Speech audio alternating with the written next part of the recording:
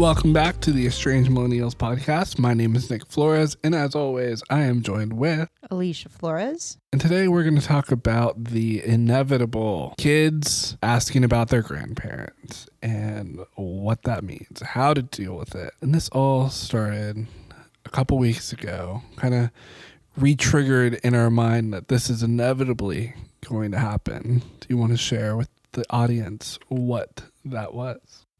Yeah, so a couple weeks ago, we were on our way home from some family outing, and in the car, our kid, all of a sudden from the back seat, was like, "Hey, Mama."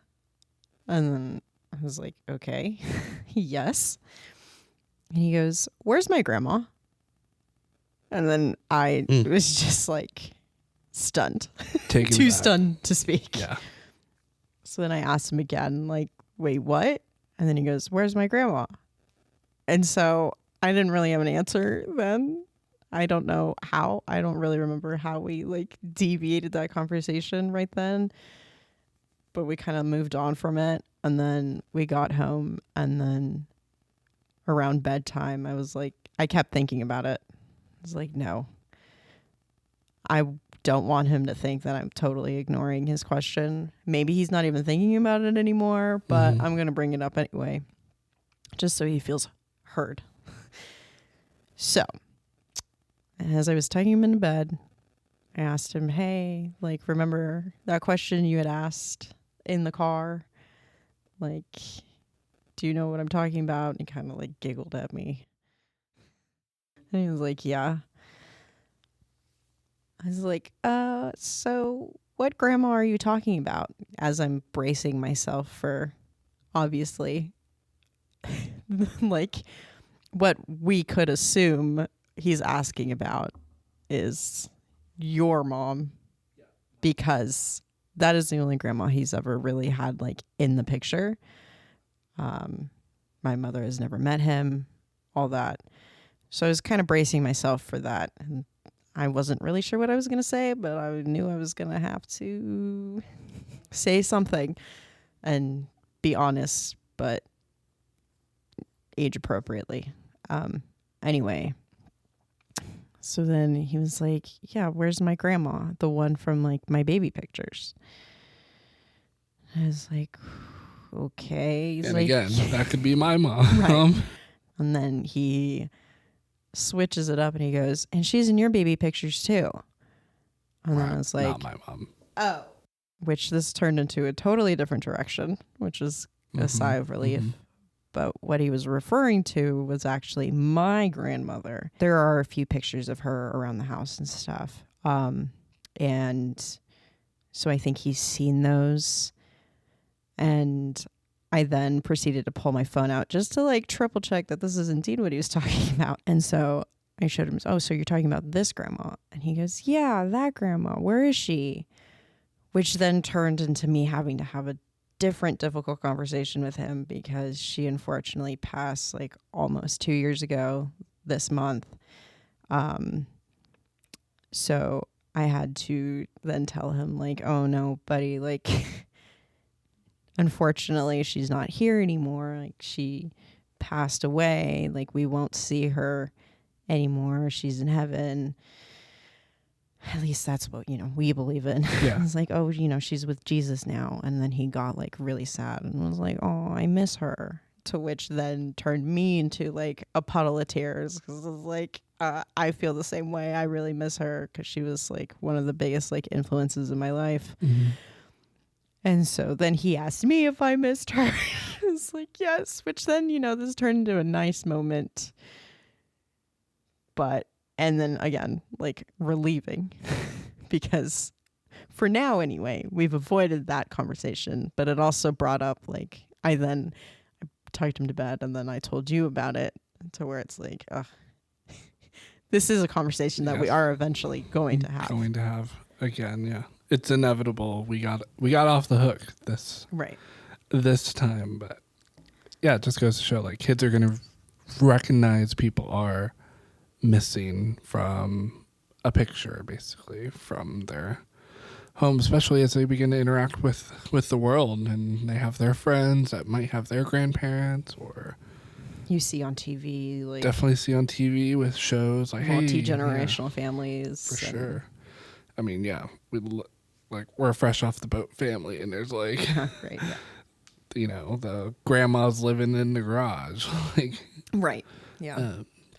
it's just like, hey, that kid has a grandma. Where's mine? Right. Yeah. Or my fear is that there's going to be a family tree project like at school where you are learning about other generations, or you got to go do a report on somebody in your family, you know, Right. something like that. And it's just like, well, you only got us two and some extended family that aren't like super close right now, but Right. the options are limited. And so it's Right. going to be like, where is your parents? It's Right. like, oh my gosh. And like you said, too stunned to speak. Like, what do we do in that instance? Right.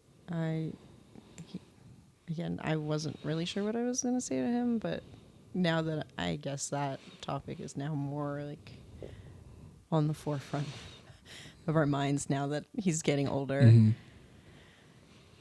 I guess, again, just be honest in a way of like, oh, well, you know, like you said, like before when we first like stopped speaking to your parents, Mhm. it was like we still lived relatively close, and he Yeah. obviously still like recognized like where we were, like the surrounding area He when we recognized, would like, drive like kind of by like Recognize a freeway exit, or right. He some knows the buildings, drive or, to their house at this point, or even and- just places we've been Right. together with them. and then he only asked like once or twice, Yeah. which is also why that question when he asked in the car like Shook us, because it had been forever since he had mentioned Long anything. time. Yeah. But yeah, he would be like, "Oh, are we gonna see them?" And then you'd say, "No, like they're sick." Yeah. That's what I would say. They're sick, and in my mind, I'm like justifying it like Mentally unwell. mentally. I feel like they are mentally unwell. Right.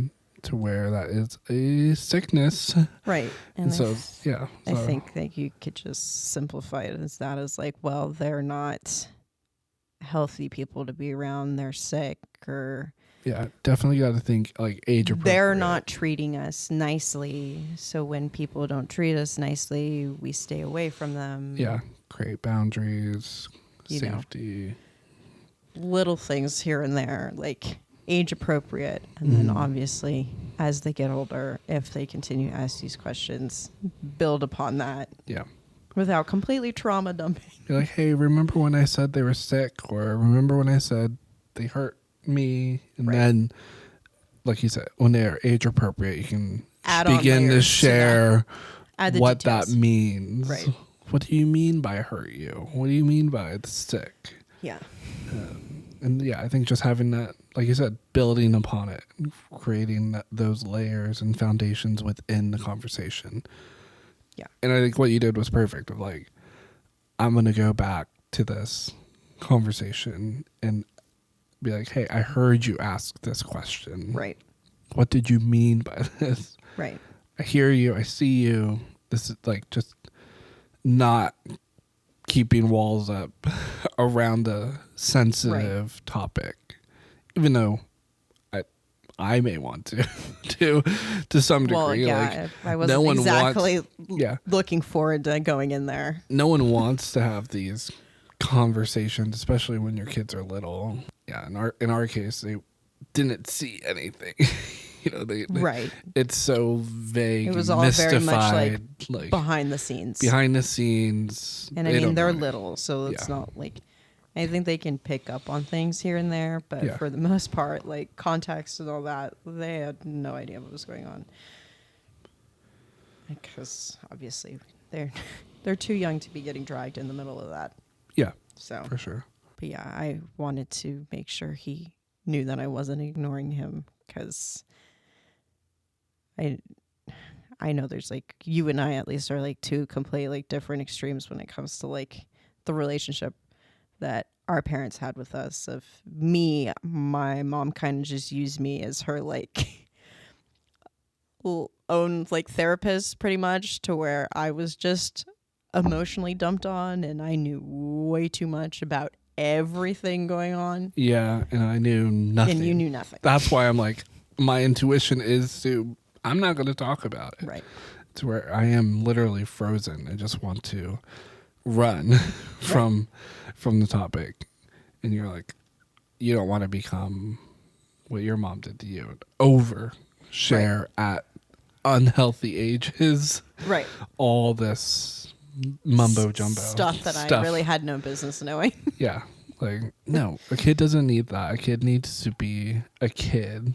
And I mean, it could be anywhere from like marital issues to like just gossip from about extended family members that were just like should have just gone way over my head. But it's like, no, I'm being fully immersed into some crazy things. Like, it's okay to be vague in the moment. But I think a big part about healing generational trauma is understanding what has happened in the past with your families. And so I think there will come a time where we're going to share most of our story. I mean, we're sharing our story on this podcast. So who's to say one day our kid won't stumble upon any of our public conversations and find out for themselves. But we want, at least for our kids, to know, like, you can ask us questions, but it's now up to us to respond appropriately to them. It's a fine balance. I definitely want to be open and not like, I don't want them to find, I mean, now that you bring up the podcast, but it's like, I'd rather them not find out information from like other family members or just like. I want them to hear it from us, like what went down. Right. I don't want it to be like, well, why didn't you tell me this? It's like, yeah, we want to write our own history book. Right. Like, I do have a quote. It's by our good friend, Brene Brown. We don't know Brene Brown, but she is someone that we see a lot of quotes of. Inspiring. And inspired by Brene Brown. She has a lot of good insights, but she says, remember, daring to set boundaries is about having the courage to love ourselves, even when we risk disappointing others. And I think that's like, has a lot of good elements in terms of like, wow, where we set these boundaries with our parents. Right. And that's having courage, because we've talked about even before of like, it's kind of sad, like when we went to Disney World, you see that multi-generational family, or we go somewhere and it's just like, oh man, that sucks. Like, you had a great relationship with your grandma, right, and had found some inspiration and love and safety there, and now it's just like, oh man, right, my kid doesn't. My kid won't have that. But there, like she says, there's a lot of courage to love ourselves, like to set those boundaries for ourselves, even though it might be disappointing down the line when one of our kids is like, why don't I have a grandma, or why don't I have that relationship? When like, grandparent relationships are extremely beneficial when they are healthy. Yeah. When otherwise you don't need that around your kids. Yeah. Like again, if it causes more harm than good, it doesn't need to be a part of your life. Yeah, and we've even talked about it when we talked about traditions too. It's like, they might not be here physically in our kids' lives, but we can pass on things we have learned, like positive memories, positive things we've done. Like for me, and even in your family too, like Disney was always a big thing. And I remember my dad sharing stories about when he would go to Disneyland with his dad, and like all these positive things. And he passed that on to me and my family. And that's like, well, like we're not going to Disney anymore with my parents, but I'm still going to go and pass that on, because it's just been a thing for our family as generations of like, that's a positive. Yeah. And I mean, Same with me, like now learning how to make certain foods I grew up on. Yeah. Because my mom would make a lot of traditional Mexican food at home. And while, she's not a part of our lives, obviously, there's certain things, and it's like, one, it's because it's like, oh man, I could really go for that. Yeah, like, it's comfort. It's comfort food for you. It and sounds it's really delicious. good. It's like, it probably would be nice to actually know how to make these things instead of having to like go hunt down a restaurant that knows exactly how to make it the way I want to make it. Yeah, and it's just disappointing when a restaurant doesn't half get the it time, right. yeah. So that's been nice to learn how to make things. It's also kind of like in a way, it's like, I did figure out how to do it. Yeah, it's just like I didn't need your therapeutic. help. It's therapeutic and healing and all this. Yeah, it's like I kind of felt that when we went to Disney World. Was like, like Right. I made it on my own. But also, it's like I wouldn't have really known about those dishes if I weren't introduced to them in my childhood, and it's nice being able to share that with the kids and I know. give that little piece of Mexican culture to them, and they seem to enjoy it, so I know. that's nice. Then it's going to be my turn. I'm going to need to bring the non-traditional Mexican dishes my family made to the house. If you make chili spaghetti, I'm gonna No, flip a table. it's spaghetti burritos. All right. Oh, right. But it's chili spaghetti. But yeah, burritos. it's like chili spaghetti burritos. So what you do is you make chili spaghetti one night, and then the next night when it's leftovers, you pan fry it to get it all kind of crispy, and then you roll it up in a tortilla and eat it as a burrito. No. Yeah. Well, you know what? That's fine. my grandfather. You can learn how to make some Filipino food and then bring that into the house. How about that? That's fine, better. Fine. That's still wishy-washy with my family. Because a lot of that Filipino food, my mom's grandma would say that's party food. And so it wasn't like traditionally passed on within my family. I guess. Unless it was only at parties. It's like when we had lumpia or ponce. You go to any Filipino restaurant, you're going to have those things I on know. the menu. It's just socioeconomic status within my family. I see. It was like, oh, just buy the cheapest thing. Right. We can't make the nice traditional food except for parties. But I guess I could learn how to make stuff. But one day when you're not home. We did try making lumpia that one time, and my God, that was the longest process ever. Oh man, Asian food takes a long time. Anything where you have to wrap it in a wrapper forever. Yeah, I know. Tamales. Or when I made pork bao buns. Okay, those were really good though. You gotta make. Anyways, yeah, you can bring those positive traditions back even when a grandparent isn't present. So you can still share that part of them with your kids in the now. Maybe they don't know directly yet, but you are sharing the family legacy, the positive side, right, as much as you can. Right. Yeah. It's okay not to have the answers right away in terms of like how I'm going to share, but you can always, as you showed us, is you can just come back to the question later. Like, hey, I heard you. Like, I am mentally ready to tackle this conversation. Even though I might not know all my the mind answers. went blank when he first asked that, because I was like, this is not the question that he's asking right now. It's like, the music's playing loud. I'm turning it up. I'm turning the music up louder. Like, I'm sorry, what? This is not the time for this. Yeah. But I didn't want to rush to say something like, and then regret it later. But yeah, you can go back to questions, and then depending on the age, I guess, try to